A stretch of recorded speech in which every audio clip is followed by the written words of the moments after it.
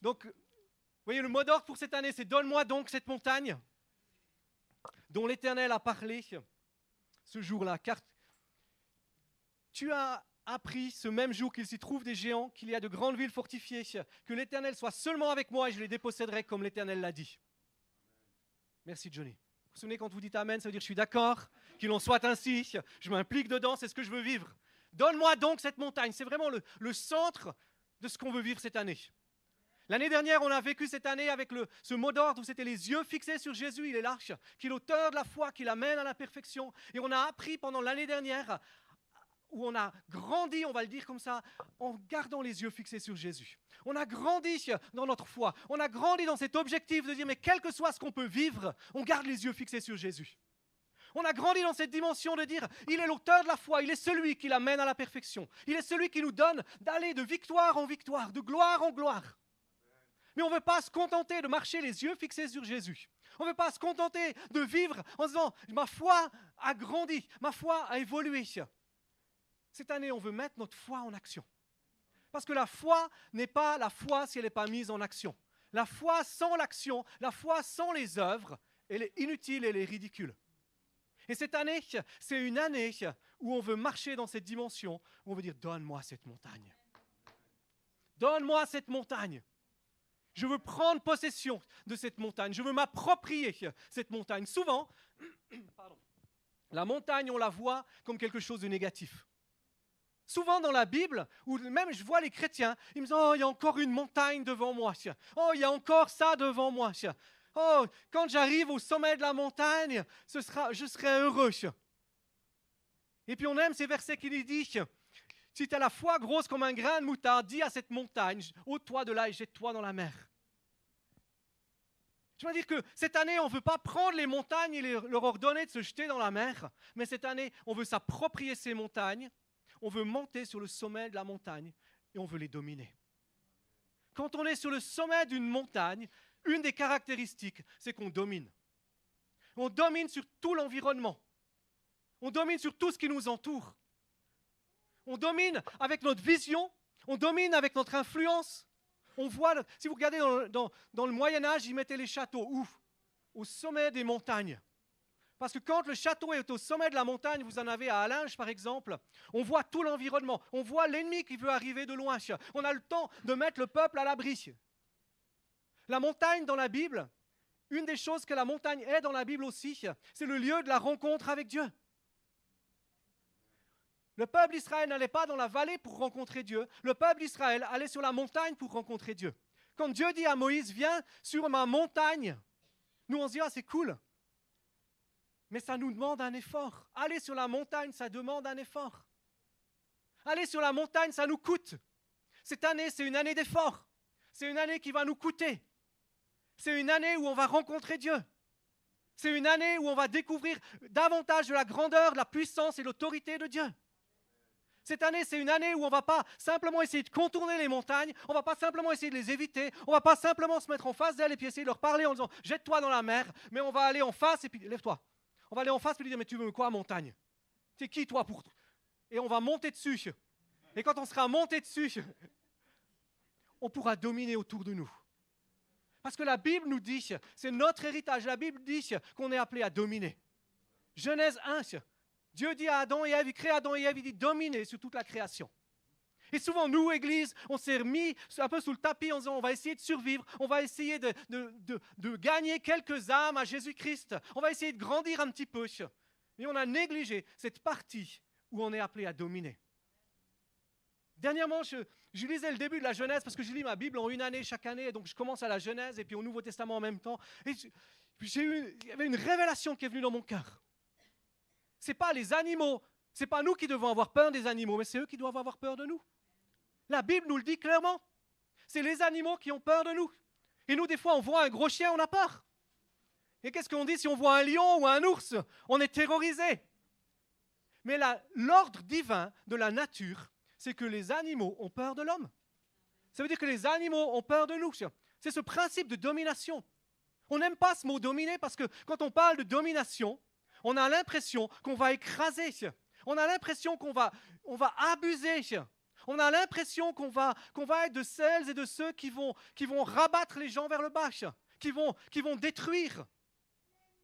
Et c'est vrai que si on essaye de dominer sans avoir Jésus dans nos vies, si on essaye de dominer avec nos principes humains, avec notre nature humaine, on va avoir cette tendance-là. On va dominer pour s'enrichir, on va dominer pour avoir un nom, on va dominer pour être quelqu'un. Mais parce qu'on a fait le choix de fixer nos yeux sur Jésus. Parce qu'on sait qu'il a changé nos cœurs. Parce qu'on sait qu'il a changé nos vies. Parce qu'on sait que la passion qui brûle dans nos cœurs, c'est la passion pour son royaume. Que la passion qui brûle dans nos vies, c'est que son nom soit élevé. C'est que son nom soit glorifié. Que ce qui brûle en nous, c'est la seule raison pour laquelle on est encore sur cette terre. C'est parce qu'on veut voir le nom de Jésus être élevé. Parce qu'on veut voir sa gloire se manifester. On veut dominer. Parce qu'on veut être de celles et de ceux qui influencent le monde. On est de celles et de ceux qui vont aller dans la société et qui influencent la société. Dernièrement, j'étais à l'école, j'avais une réunion parents-prof et puis le prof, on discutait comme ça c'était qui, ma fille.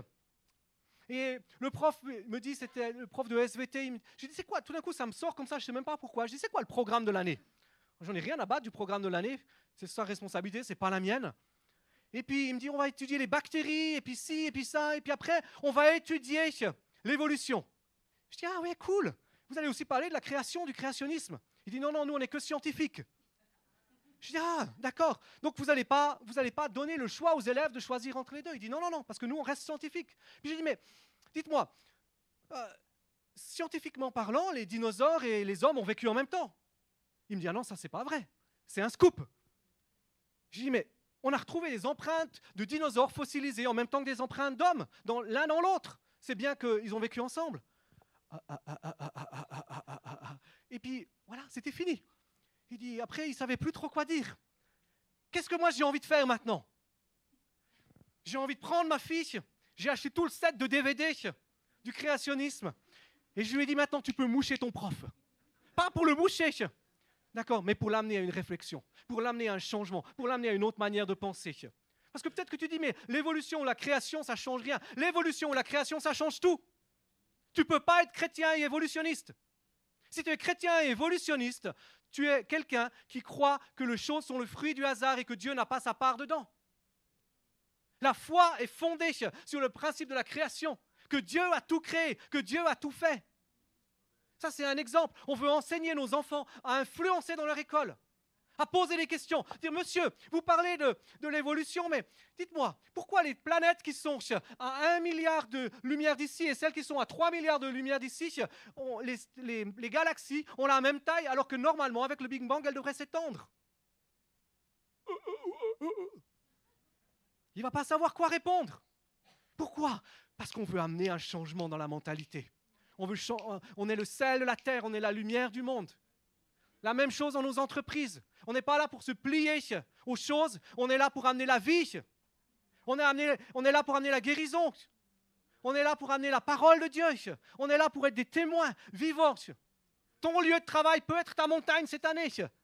Parce que Dieu t'envoie, parce que Dieu nous envoie dans le monde pour le changer, pour faire la différence. Cette année, c'est une année où on sort de nos zones de confort. Cette année, c'est une année où on entre dans des dimensions nouvelles. Cette année, c'est une année de conquête. Quand Caleb dit « Donne-moi cette montagne », c'est un temps de conquête. C'est le moment que l'Église de Jésus-Christ commence à conquérir son héritage. C'est le moment que notre Église, nos vies, commencions à saisir l'héritage qui est le nôtre ici. Dieu nous a donné une parole, il nous a dit « Comme l'eau des viands, une bénédiction pour les nations, je vous appelle à être une bénédiction pour les nations. » Ça veut dire quoi? Ça veut dire qu'on est appelé à aller dans les nations. Ça veut dire qu'on est appelé à toucher les nations qui sont au milieu de nous, dans notre région. Ma prière pour 2014, que ce soit pour l'église ici, que ce soit pour le centre Vie-et-Foi, ma prière, c'est que je veux voir des musulmans se donner à Jésus. Je ne veux pas simplement voir des musulmans à Jésus, mais je prie aujourd'hui parce que je veux voir des imams qui rencontrent Jésus. Parce que je veux voir la tête qui est changée. Parce que je sais que si les imams rencontrent Jésus, il y a une suite qui va tomber, il y a des choses qui vont venir. Quelle est ta montagne cette année? Qu'est-ce que Dieu veut te donner à conquérir? Qu'est-ce que Dieu veut mettre devant toi pour que tu puisses te l'approprier, pour que tu puisses te le saisir, pour que tu puisses le prendre? C'est un temps de conquête, mais c'est un temps de reconquête. Prenez Nombre 13. Nombre 13. Le livre des Nombres, c'est dans l'Ancien Testament. On va poser quelques bases. Aujourd'hui, on continuera dans les mois, dans les semaines qui viennent à parler. On va stimuler la foi. On va faire grandir la foi. On va se motiver, s'encourager les uns les autres. Parce que dans le combat, c'est ça. Il faut se motiver, il faut s'encourager, il faut s'exercer, il faut se battre. Si tu n'as pas envie, tu changes d'église. J'aime dire ça, je disais à Greg hier soir, je disais des fois, je dis aux gens, si vous n'êtes pas contents, si vous n'aimez pas l'église, si vous n'aimez pas la vision de l'église, il y en a d'autres. Trouvez-en une autre. Si vous n'êtes pas prêt à prendre des montagnes, à conquérir cette année, si vous n'êtes pas prêt à vous battre cette année, changez d'église. Mais la réalité, c'est que dans une autre église, vous vivrez la même chose. Parce que la vie chrétienne est une vie de conquête. Le diable est le prince de ce monde. Et à partir du moment où on a rencontré Jésus, il nous a changés, il nous a transformés et on est entré dans cette guerre. Jésus a conquis nos cœurs. Jésus a conquis nos vies. Et il nous donne cette capacité d'être envoyé par lui, avec son autorité, avec sa présence, pour conquérir d'autres cœurs et d'autres vies pour son royaume. Nombre 13, vous avez trouvé? On va lire à partir du verset 27. Je vous cite le contexte. C'est le peuple d'Israël sorti d'Égypte. Ils ont traversé la mer Rouge. Ils sont dans le désert. Ils sont à la porte du pays promis, de ce que Dieu leur a promis. Et Moïse, avec intelligence, parce que c'est un bon stratège, parce que c'est un homme de guerre, parce que c'est un homme qui a la sagesse, etc. Il prend 12 gars, un gars par tribu, et il leur dit, vous allez aller dans le pays pendant 40 jours. Vous allez explorer le pays. Vous allez voir comment est ce pays. Pas simplement, si c'est un bon pays, on sait que c'est un bon pays parce que Dieu nous a dit que c'était un pays d'où coulait le lait et le miel. Mais vous allez voir dans ce pays comment il est fait. Quels sont les ennemis? Au verset 18, il est dit, vous verrez le pays, ce qu'il est, et le peuple qui l'habite, s'il est fort ou faible, s'il est petit ou en grand nombre. Et au verset 28, 27, on voit ces 12 espions qui rentrent. Et il est dit, voici ce qu'ils racontèrent à Moïse. Nous sommes arrivés dans le pays où tu nous as envoyés. C'est un pays découlant de lait et de miel, et en voici les fruits. Alléluia! C'est bon ça. Les promesses que Dieu nous a fait, plus de 3000 promesses dans la Bible, elles sont bonnes. C'est du lait et du miel. Toutes les promesses que Dieu nous fait, toi et ta famille, tu seras sauvés. Ça, je crois que c'est une parole pour certains aujourd'hui. C'est ta montagne. Toi et ta famille, tu seras sauvés. Dieu veut te donner ta famille. Ne lâche pas prise. Bats-toi pour ta famille. Tiens ferme à genoux dans la prière pour ta famille. Tiens ferme à genoux dans la prière en liant les puissances de ténèbres qui tiennent certains membres de ta famille dans les ténèbres et dans l'obscurité. Toi et ta famille, tu seras sauvés. C'est cette assurance, c'est une promesse que Dieu te donne. C'est ce pays de lait et de miel. Donc toutes ces promesses, elles sont là. Et puis après, ils continuent. Ils disent, mais, je sais que Dieu veut me bénir, mais, combien de fois j'entends ça? Je sais que Dieu peut sauver mon fils, mais, je sais que Dieu peut faire ci, mais. Cette année, c'est une année où on veut crucifier le mais. C'est une année où on veut dire, Dieu donne, et il n'y a pas de mais. Il n'y a pas de mais. Il n'y a pas de mais qui nous amène à douter.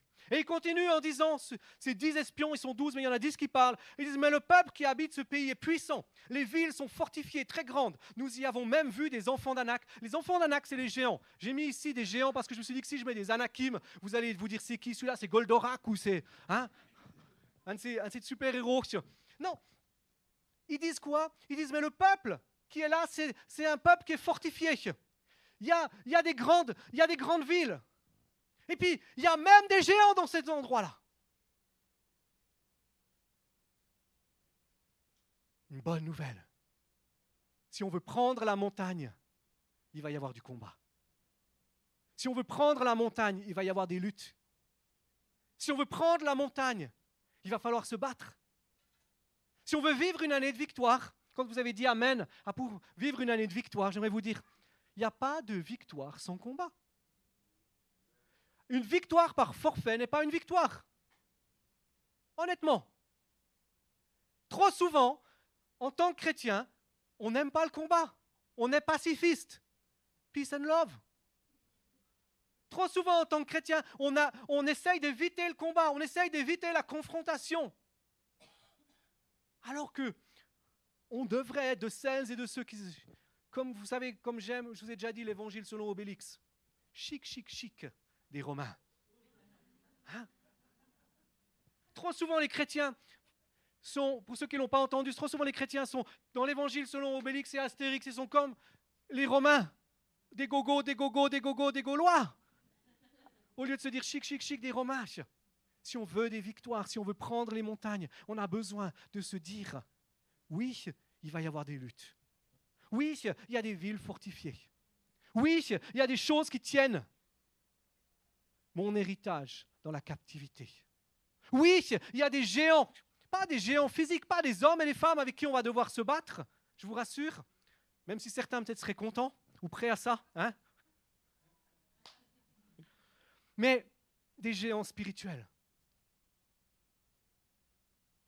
Et on peut avoir l'assurance qu'on va avoir la victoire. Parce que la Bible nous dit que Jésus a vaincu la puissance de la mort. Parce que la Bible nous dit que Jésus a été crucifié, il a été mis au tombeau le 3e jour, il est ressuscité. Et aujourd'hui, il est vivant. Et comme j'aime dire, tant que Jésus est sur le trône, on n'a aucun souci à se faire. Tant que Jésus est sur le trône, on n'a aucune préoccupation à avoir négative. Tant que Jésus est sur le trône, rien ne peut nous nuire.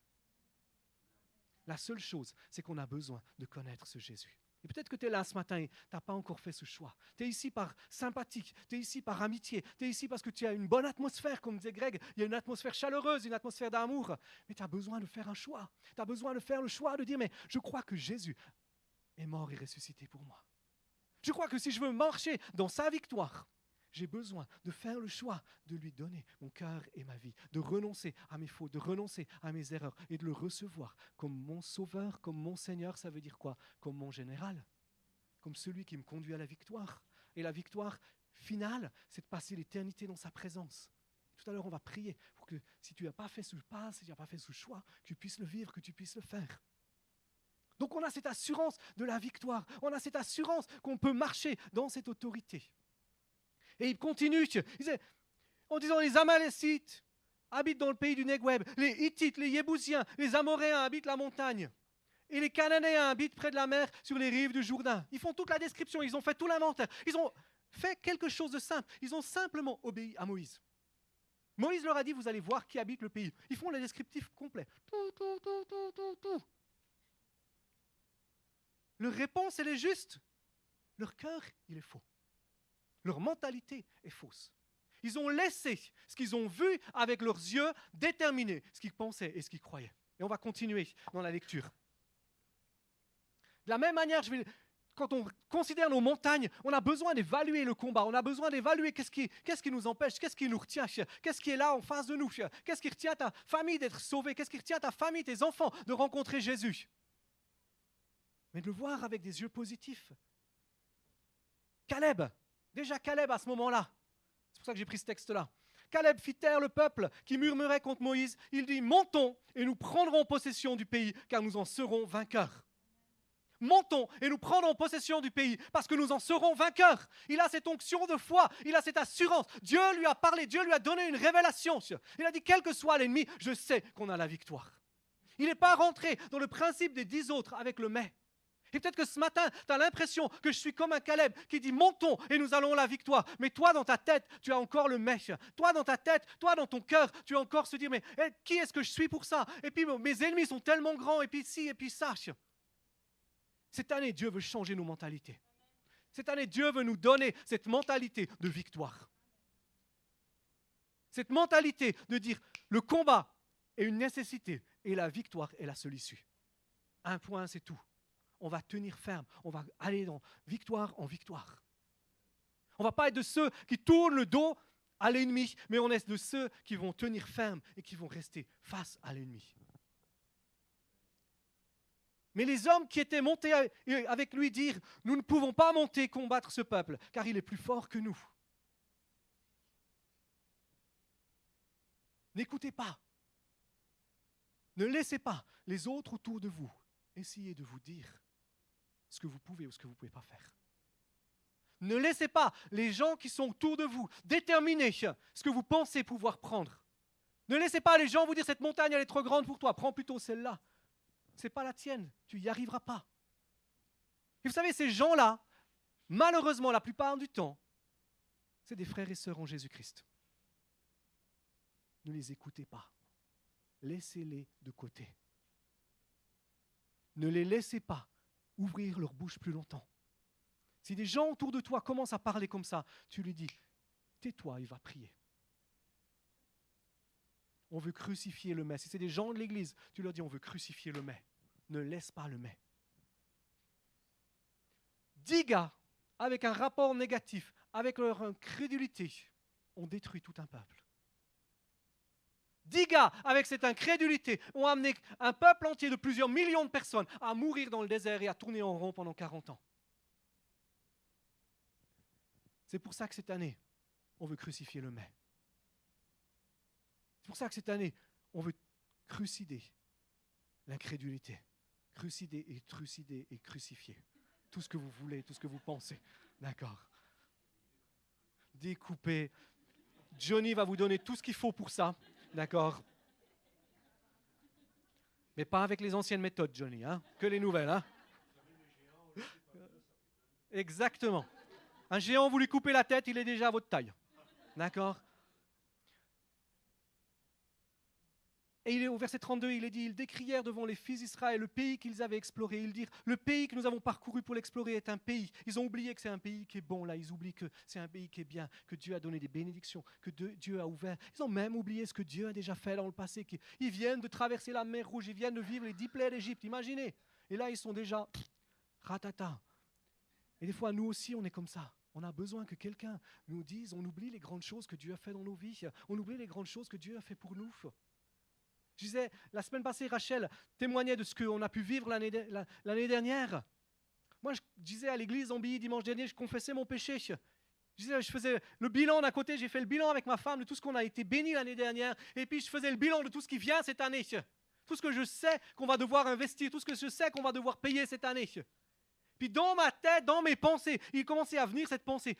Comment est-ce qu'on va faire pour ci? Comment est-ce qu'on va faire pour ça? Et puis, etc.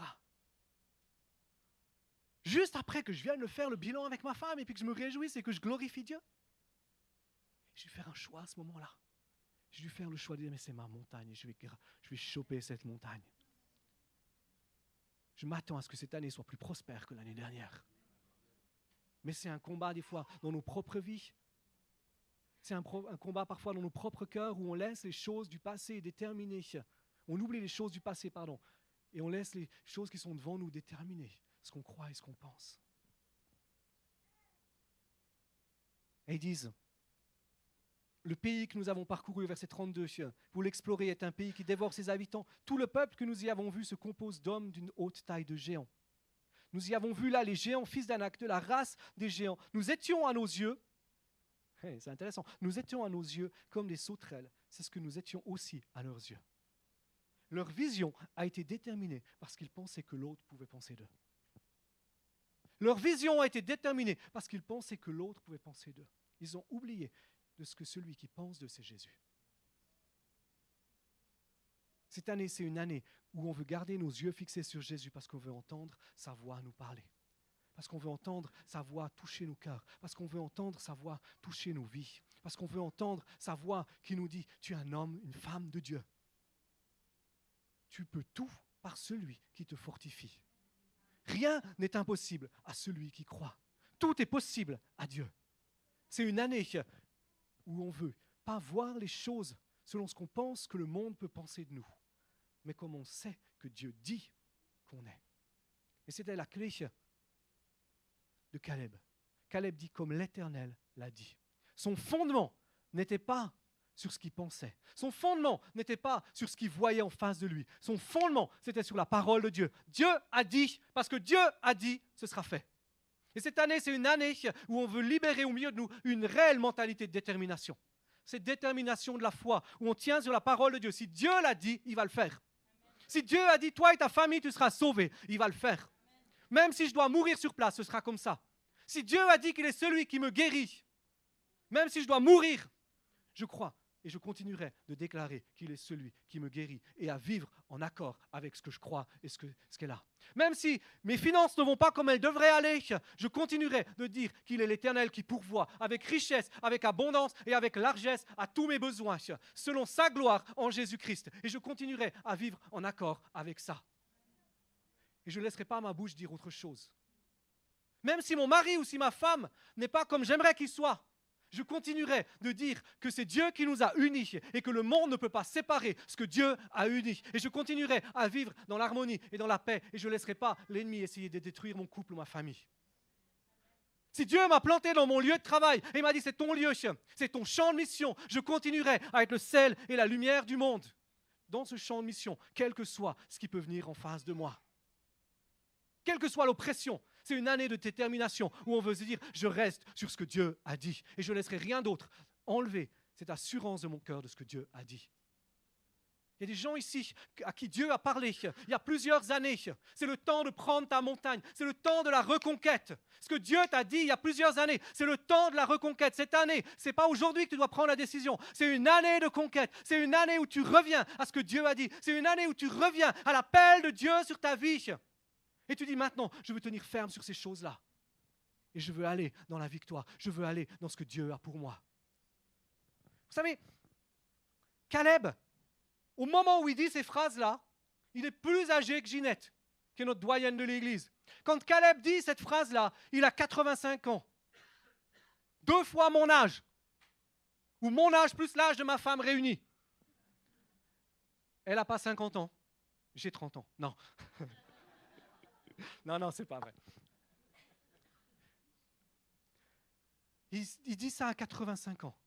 Dieu lui avait fait une promesse. Au moment où le peuple d'Israël a dû tourner en rond pendant 40 ans dans le désert, Dieu a fait une promesse par la bouche de Moïse. Il lui a dit, Caleb et Josué, vous allez entrer dans le pays et vous aurez un héritage.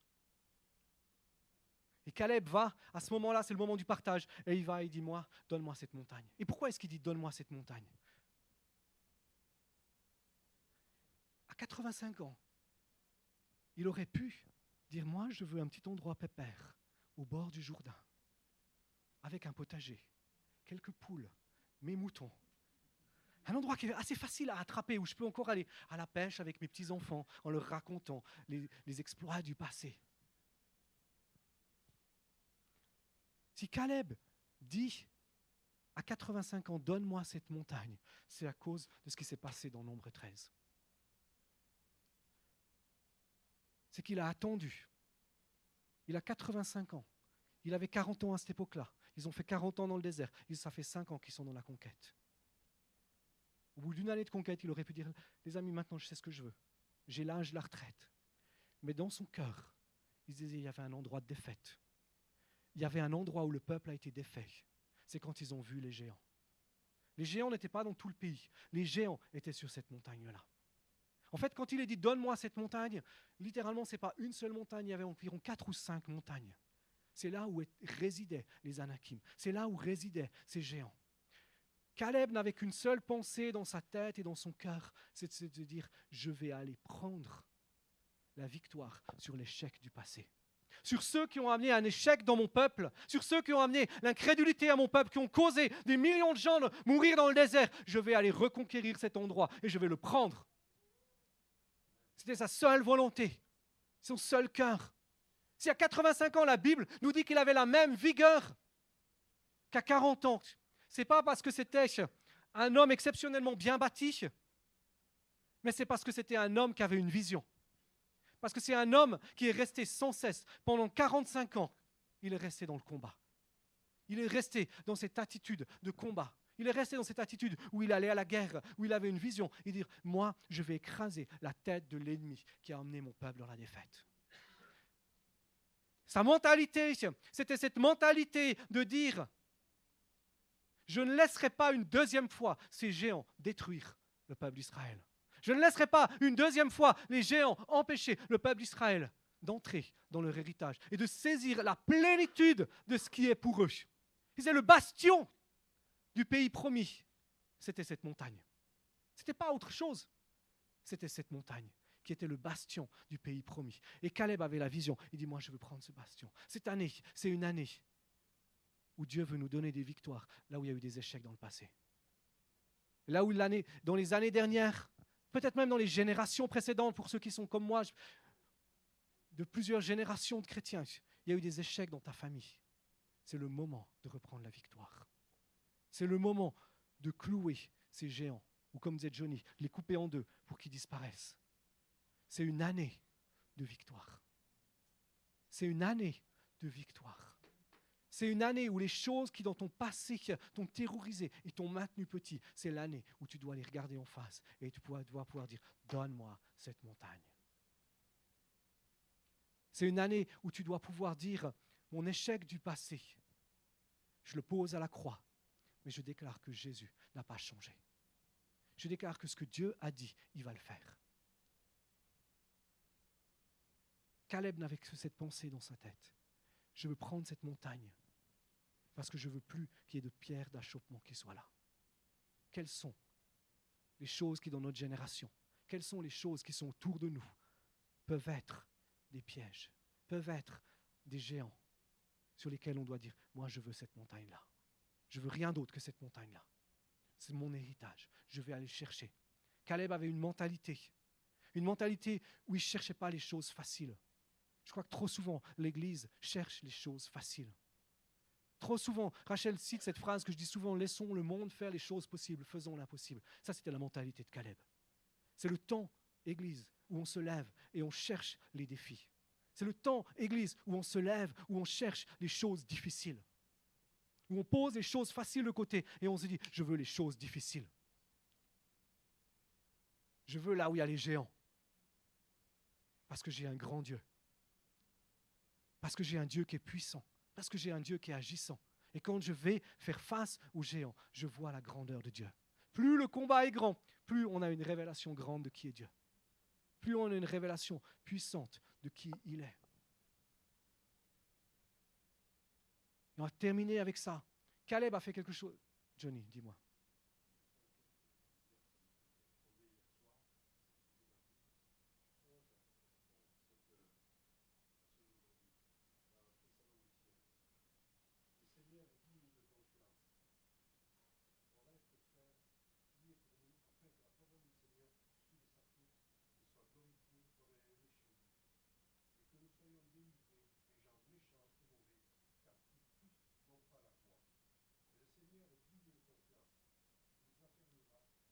Amen.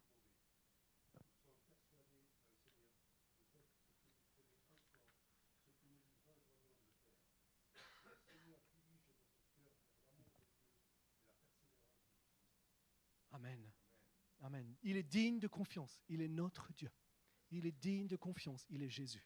Il est digne de confiance. Quand il dit quelque chose, les choses se passent. Il est digne de confiance. Il ne nous laissera pas tomber. Il est digne de confiance. Il nous aime d'un amour parfait. Il est digne de confiance. Et c'est à nous de placer notre confiance en lui. Dans le psaume 44, quand il parle de cette conquête, à partir du verset 4, ça dépend de vos traductions, il est dit, ce n'est pas avec leur épée qu'ils ont pris possession du pays, ce n'est pas par leur bras qui les a sauvés, mais c'est ta droite, c'est ton bras, c'est la lumière de ta face éternelle, parce que tu leur étais favorable. Tu es digne de confiance. C'est toi qui es mon roi, ô Dieu. Ordonne le salut de Jacob. Avec toi, nous renversons nos adversaires. Par ton nom, nous écrasons ceux qui se lèvent contre nous. Car ce n'est pas mon arc que je me confie. Ce n'est pas en mon épée qui me sauvera. Mais c'est dans l'Éternel. Cette victoire, elle est digne. Elle est là dans notre confiance à Dieu. Cette victoire, elle n'est pas là pour nous.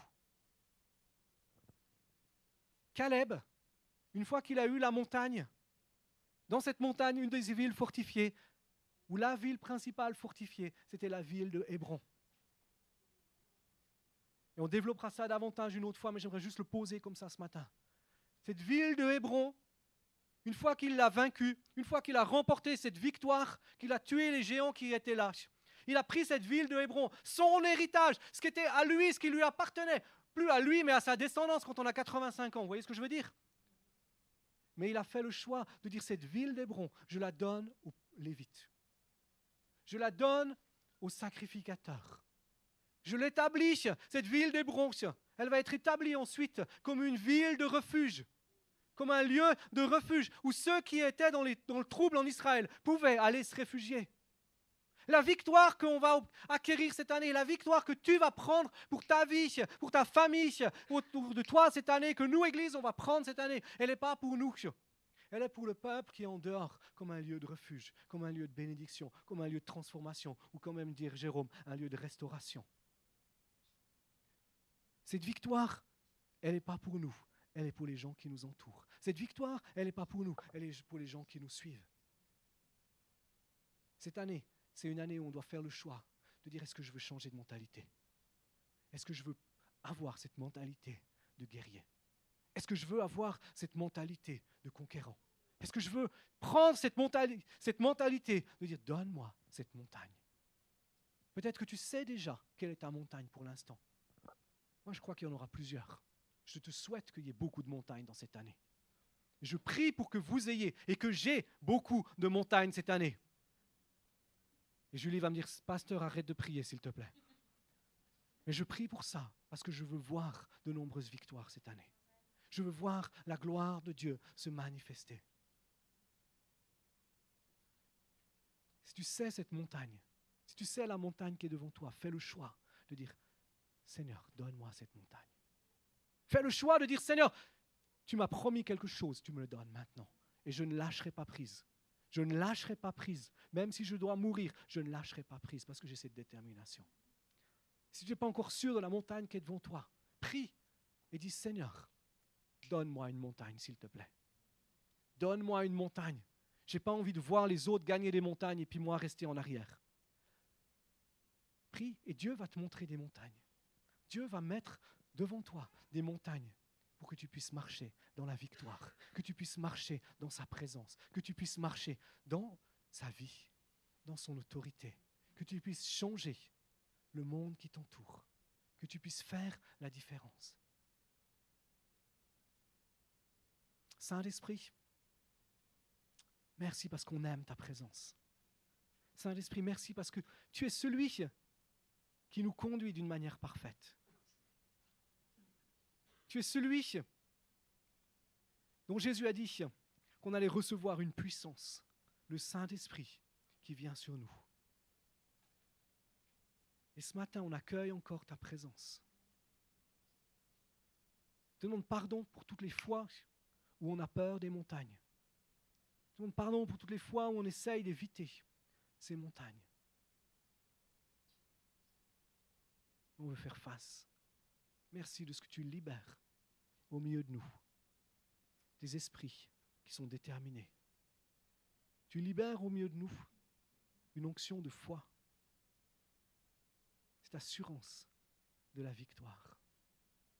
Merci Saint-Esprit de ce que tu révèles, la réalité de ce qui s'est passé à la croix, quand tu as écrasé la tête du diable, de ce que tu as maintenant, le nom qui est au-dessus de tout nom, que ce n'est pas juste des mots, mais Saint-Esprit, révèle dans nos cœurs cette réalité que tu es Jésus, que tu es au-dessus de tout et que tu règnes. Si ce matin, il y a quelqu'un qui ne connaît pas encore ce Jésus comme son sauveur, comme son ami, qui n'a pas encore fait ce choix de pouvoir dire à Jésus, mais Jésus, je te donne mon cœur, je te donne ma vie. Tu n'es pas encore engagé dans cette armée et que tu aimerais le faire, tu aimerais voir ta vie être changée, ta vie être bouleversée. Tu peux simplement faire dans ton cœur cette prière et dire, Seigneur Jésus, je viens vers toi maintenant. Je crois que tu es mort à ma place à la croix. Je crois que tu as été mis dans le tombeau. Je crois que tu es ressuscité. Et aujourd'hui, je te demande pardon pour ces années sans toi. Je te demande pardon pour tout ce qui dans ma vie ne t'honore pas. Et je veux que tu sois mon ami. Je veux que tu sois mon Seigneur, mon général, mon sauveur. Remplis-moi par ta présence. Et si tu as fait cette prière, simplement si tu peux lever la main comme un signe, dis-moi, je veux vivre cette réalité-là pour que je puisse prier pour toi? Est-ce qu'il y a quelqu'un? Ouais. Est-ce qu'il y a quelqu'un d'autre encore? Ouais.